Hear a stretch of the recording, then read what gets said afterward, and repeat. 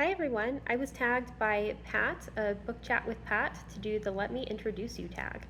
Since I haven't read a lot of books, especially a lot of novels by the same author, I thought I'd go in a different direction and introduce a topic.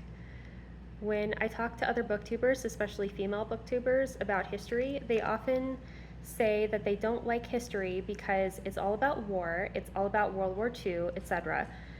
And I try to tell them that history is a whole genre with many subgenres. Every aspect of life, from history to medicine, to clothing, to food, to various arts like music, architecture, painting, dance, to sports, and yes, the military has a history. One subgenre I don't know very much about, but which I'm curious about, is film history, especially when it comes to children's movies and TV shows. See, I'm the kind of person who just doesn't know who all the actors are. I don't know what all the movies are.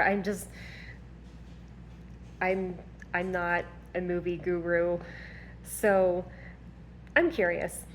I haven't seen any reading events focusing specifically on film studies.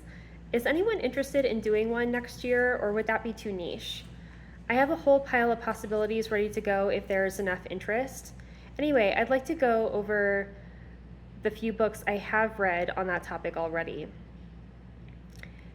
Shari Lewis and Lamb Chop by Nate Segaloff and Mallory Lewis. I don't know who remembers watching Lamb Chop as a kid, but this is the story of Lamb Chop as told by the daughter of the puppeteer and her friend, the daughter's friend. They both narrate the audiobook, and Lamb Chop makes a guest appearance because the daughter is also a ventriloquist, and so she knows how to operate Lamb Chop. They tell all sorts of stories only a family member would know, and the daughter speaks fast like someone from the East Coast. It's overall a fairly fun book, even for someone who barely remembers the Lamb Chop show. The next one is Muppets in Moscow by Natasha Rogoff. After the Soviet Union fell, a Russian version of Sesame Street was made in Russia to help children adjust to capitalism. It had a Russian cast, but some direction from an American team. The story of how it was made was wild with a capital W. And at every turn, it was uncertain whether the project would succeed. Even my mother, who is normally not interested in most books, was fascinated by this one. Definitely get the audiobook. It was well spoken and sometimes sung. Peaceful Neighbor by Michael Long. Peaceful Neighbor is a look at the Cold War and post 9/11 periods through the lens of specific episodes of the Mr. Rogers program.